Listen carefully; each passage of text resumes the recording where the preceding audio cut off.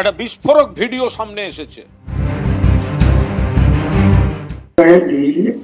मैं जो 1,000 करोड़ रुपया आपको मांगते हैं ना, तो मैं 300 करोड़ रुपया में पहले से वो जो आपको बिहार में जो चुनाव नीतीश कुमार जो फॉर्मूला में किया, मुस्लिम लोग बेसिकली ना बहुत इनोसेंट होता है। हाँ, बहुत, तो इसको बेवकूफ बनाना बहुत आसान है और उसी सबको बोल रहा है। जो ममता भाजपा कोई चीफ मिनिस्टर है, मेरा कोई दिक्कत नहीं है, कोई प्रॉब्लम नहीं। तो आप ही आपको वोट तक यहाँ पर आपको अंदर से आपको शुभेंदु अधिकारी के साथ रिलेशन रखना है, लेकिन ओपन में आपको उसको गाली भी देना है। वो तो बातचीत करके रखा।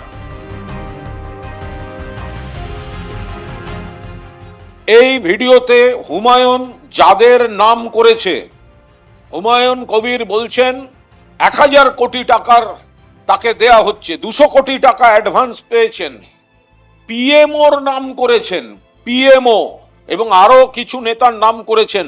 আমরা স্ট্রংলি ইনভেস্টিগেশন এনকোয়ারি ডিমান্ড করছি। হুমায়ুন কবিরকে অফিসিয়ালি জেরা করতে হবে এবং যেহেতু এখানে টাকার কথা আছে সেক্ষেত্রে সমস্ত রকম তদন্ত হবে এবং ইডি কেন এখন হাত গুটিয়ে বসে থাকবে? টাকা লেনদেনের কথা বলছেন, তাহলে ইডি এবার হুমায়ুন কবিরকে নোটিশ দিয়ে ডাকুন। যারা মুসলমান সমাজের মানুষ, আমরা কি গরু ছাগল? আমরা কি বুদ্ধিহীন?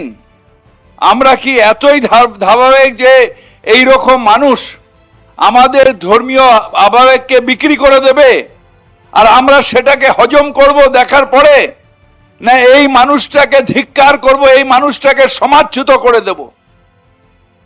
এই প্রশ্নটা প্রত্যেকটা মুসলমান সমাজের মানুষের কাছে আমার থাকবে। আমি চিনি এটাকে, সেই জন্য এইখানে বসে ওকে সাসপেন্ড করেছিলাম, পার্টি থেকে দূর করে দিয়েছিলাম। তারা ধর্মীয় আবেগকে কাজে লাগিয়ে টাকা দিয়ে ভোট কেনার চক্রান্ত আপনাদের সামনেই ফাঁস হলো।